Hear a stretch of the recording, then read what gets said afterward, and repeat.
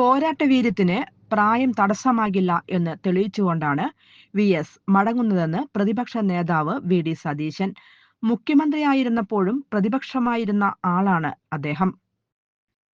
ഒരു കാര്യത്തിലും വിട്ടുവീഴ്ച ചെയ്തില്ല. കേരളത്തിലെ ഭൂമി പ്രശ്നങ്ങളിൽ നിരന്തരം ഇടപെട്ട് സാധാരണ കമ്മ്യൂണിസ്റ്റുകാർ സഞ്ചരിക്കാത്ത പ്രത്യേക വഴികളിലൂടെയാണ് അദ്ദേഹം സഞ്ചരിച്ചത്.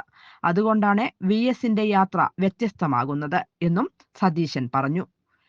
വി.എസ്. മുഖ്യമന്ത്രിയായിരുന്നപ്പോൾ മന്ത്രിസഭയിലെ 8 മന്ത്രിമാർക്കെതിരെ താൻ ആരോപണങ്ങൾ ഉന്നയിച്ചിരുന്നു. കഴമ്പുണ്ടെന്ന് കണ്ടാൽ അദ്ദേഹം അവ കാര്യത്തിലെടുക്കും. നെടുമ്പാശ്ശേരി ഭൂമി വിവാദത്തിൽ ഉടനടിയാണ് അദ്ദേഹം കാര്യങ്ങൾ നീക്കിയത്.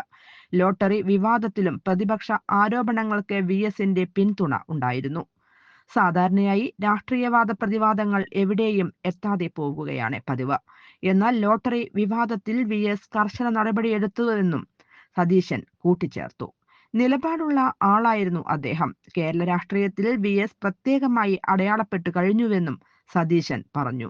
News desk anytime news. പെൻഗ്രാഫിക് എന്ന സ്ഥാപനം ഓട്ടുപാറ നഗരമധ്യത്തിൽ പ്രവർത്തനം ആരംഭിച്ചു. തന്ത്രി അവണപ്പറമ്പ് പ്രദീപൻ നമ്പൂതിരി ഉദ്ഘാടനം ചെയ്തു.